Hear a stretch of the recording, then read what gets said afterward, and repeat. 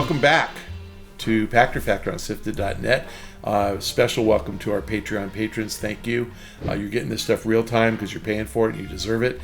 Our YouTube subscribers, same thing. You're paying for it, you deserve it. Our Twitch Prime members who have linked their Amazon Prime account, easy and free, and you get the content quicker. And if you don't have a Twitch account and you know somebody who has a Prime account, create a Twitch account, make it happen. Link your account. I'm sure your parents have Prime. There's 235 million Prime members out there. You must have one. You just don't know it. Link those. We get paid. It costs you nothing. It's included in the price of admission. Today's question from SIFTD from Peter. What are your thoughts on the endless games being delayed to 2023? It's resulted in one of the weakest years of video game releases ever.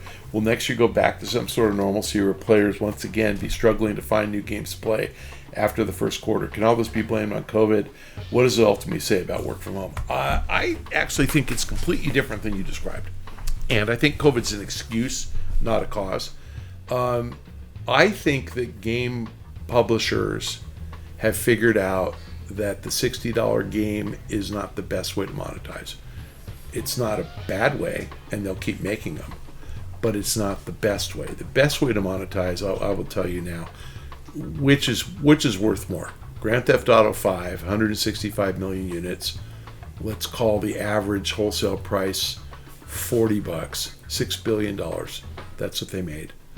Or GTA Online, 500 million a year in perpetuity.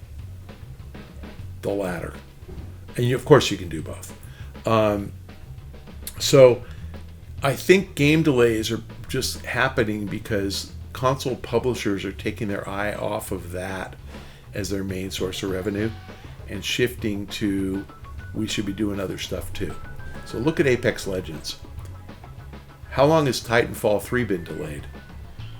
Forever. What happened? It was in development, I promise you. And EA said so. Within 2 quarters prior to Apex Legends launching, they announced Titanfall 3 as part of their lineup. And then Apex launched in 19, so probably sometime mid-18, EA said Titanfall 3 is coming. And then Apex came out in March of 19 and went from 300 million its first year to 600 its second year to 900 its third year. And I don't know if it's slowing down. Apex Mobile's not doing that great, but over $1 billion this year. And I don't think Respawn even is considering making Titanfall. I mean, maybe they will eventually, but I don't think they care because they're really happy working on Apex, and that's a great gig if you can make $1 billion a year. And EA is very happy about it. So, Activision, Call of Duty, every year like clockwork. DLC, remember that? From 2003 through 2015, whatever, there'd be expansion packs to Call of Duty. Then they tried to do Call of Duty Blackout, which was a battle royale concept inside of Call of Duty behind the paywall, and it bombed. And then 18 months later, Warzone, and it worked. Free to play, no Call of Duty purchase required. Then Call of Duty Mobile, free to play, no Call of Duty purchase required. Now they're working on Warzone Mobile, which I'm not sure I understand the difference between Warzone Mobile and Call of Duty Mobile, but okay, whatever. They're going to do more. And guess what happened to Call of Duty 2023? Canceled. They're not doing one. That's the first year in 20 years that we're not getting a Call of Duty game. Why? Game delay? Work from home? Shelter in place? COVID? No. They're making so goddamn much money from all the other things that they decided to give Call of Duty a year off so they could regroup, get creative down right, make the game good again, which I think they're really committed to doing, and they will. So no, I think that the business model is shifting. So let's think about GTA 6. Let's pretend, I'm making this up because I don't know the numbers. Let's pretend GTA 5 was 200 missions. And I think it was something like that, but I actually never finished it, so I'm not really sure how many missions are in the game. I know it's discoverable. Somebody can look this up. I know Sam Houser said GTA 6 would be bigger than GTA 5, which is cool. Every GTA has been bigger than the one before. So let's say 250, and I'm just, again, making that number up, 250 missions. And let's pretend that when Les Benzies filed his lawsuit against Rockstar and said GTA production started in earnest in January 2016, that maybe he knew, since he was one of the 3 guys who ran Rockstar. So in 2016, 17, 18, 19, 20, 21, in 6 years, they've been working on GTA 6. And let me just throw out there, 30 levels a year. That's how many they've completed. I realize it's not linear, but close enough. So there's 180 levels of GTA 6 in the can. If you read Jason Schreier's article in Bloomberg last week, he said, a bunch of Rockstar employees in Edinburgh quit because they were frustrated over the game never coming out. Well, why are they frustrated? Because they finished their work. They built 180 levels and the game hasn't come out yet. And they're like, come on. So how do you deal with people who want to quit because they've been working for 6, 7, 8 years on a game and it hasn't come out? A parent company whose desire is to make a ton of money in the context of Apex Legends, free, $1 billion a year. Well, here's how you do it. You have GTA Online, that exists, does $400 or $500 million a year, based on, depending on the year, and it's just because they have the events that come out there are sporadic. They don't come out every 3 months like clockwork. They come out kind of randomly. Some years are 1, some years are 2, some years are 3. So it obviously spikes every time there's an event. That game is behind a paywall. You are not allowed to play GTA Online unless you buy GTA. It has these couple of months here and there. Buy an Xbox, you get it for 3 months for free. They do these PlayStation promotions, but then you got to pay, or you got to pay for the game, $10 for the game or something. They try charging you. Dumb idea, but whatever. It works for them. Imagine if we take GTA Online and make it free to play. Pull it out from behind a paywall. Anybody can play it, whether you ever bought GTA or not. And put it on PC, console or PC. How many people are going to play it? I'm just going to throw out a number. 100 million. How many people play it now? 25 million. I'm making these numbers up. So 25 million people right now spend $500 million a year. 100 million people, let's just pretend, they still spend $500 million a year. They don't spend any more. And then you take those 180 levels of GTA 6 that are already in the can, and you create GTA Online Season Pass. $10 a quarter. So every 3 months, $10. And every 2 weeks, here's a new mission in GTA. We're not going to call it GTA 6. Just a new mission to play in GTA Online. And we're going to create alliances, player versus player, who can finish the mission fastest, who can steal the most money, who can do whatever. You get much more stuff. You pay your $10, you get $10 of currency in the game to spend if you do all the different missions and you accomplish all the achievements. You get even more stuff. How many people do you think would pay for GTA Season Pass? All right, I'm using my estimates only. Anybody who wants to correct me, that's fine. Fortnite has about 75 million monthly active players. They sell about 40% of those people, 30 million people, a season pass, and they come out every 10 weeks. So about 5 times a year, $50 times 30 million people, they make about $1.5 billion just from season pass. And then they make another billion, $1.5 billion, $2 billion based on more cosmetic stuff that they offer in the game that people spend. But that keeps people coming back because there's something to do all the time. GTA Online, let's release one episode, one mission of GTA 6 every 2 weeks. And we have, and again, my number, I just made it up, 180 in the can. What's 180 divided by 26 episodes? So, because every 2 weeks, 26 a year. 7 years. You have 7 years of content. In the meantime, now you know how you're going to deliver this content. You're tailoring it so there's stuff to do in the game that maybe triggers. Maybe we have drag racing in the game, and you bet the pink slip of your car. And during the game, you want to soup up your car and make it Midnight Club like. And we're going to have street racing. So anything you can do, they can keep that going for 20 years. Now, if you make each episode that I said you launch every 2 weeks, it's only playable for 3 months after launch. So if you join 5 years from now, you don't get to do mission 1. It's not there. Incentive to join now and stay as a member because you're looking forward to this new content every 2 weeks. And if you let every episode expire, every mission expire after 3 months, you can make it 6 months, you can make it a year, I don't care. What do you do 3 or 4 years from now? Oh, the GTA Online mission collection for $50. Here's 125 missions that we put in GTA Online.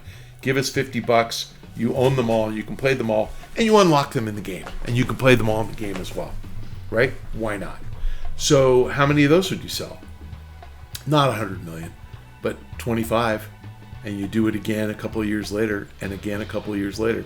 So you're not really giving up sales of GTA 6 because you're making it as you go.